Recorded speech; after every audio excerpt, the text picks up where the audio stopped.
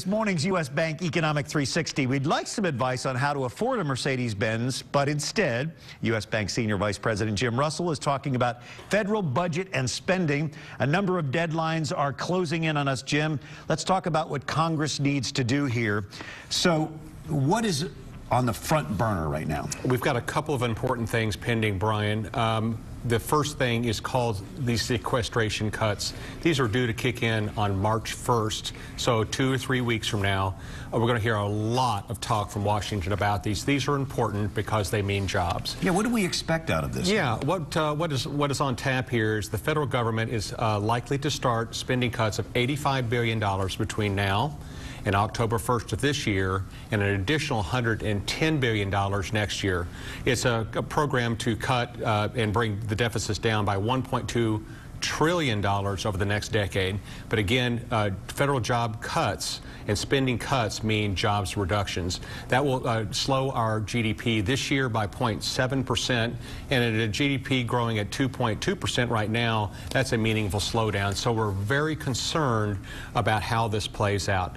Of course, the Democrats and the Republicans are on opposite sides here. The Democrats want a combination of spending decreases and tax increases. The Republicans would like to see this number reached by spending decreases only. Jim, most of us can't even fathom $1 trillion. Right, I mean, right. So if these cuts take effect at the federal level, how does that affect Ohio? Yeah, I think everybody's interested in how these cuts affect them.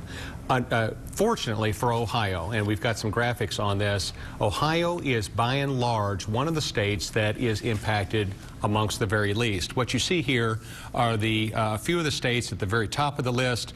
Washington, D.C., as you might imagine, is at the very top in terms of the region, the geographical region that is impacted mostly by federal contracts, federal employment, and the cuts that we're talking about. Virginia and a few of those other states also at the top of the list. You can see that Ohio is really amongst the bottom here, 43rd out of the top 51, which of course would include Washington, D.C. That is mainly military spending, but there are other things there. So it wouldn't be a positive, but we think it would be a modest negative for the state of Ohio. As we look forward to spring, are there any additional budget issues pending here? There are a couple, and we're going to hear about this all year long. Another year, another battle between the White House and Congress on budgetary issues. Here is the map. As mentioned just a minute ago, March 1st, the cuts began taking impact. We really don't expect real meaningful impact till April or May, and it's possible that those cuts get watered down or eliminated in some way.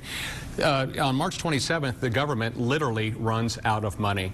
They're going to start closing down non-essential services then, unless, again, budgetary agreement occurs. We're thinking that the sequestration cuts that were mentioned a minute ago, as well as funding for the government for the year ahead, come together by that March 27th date. We're hopeful anyway.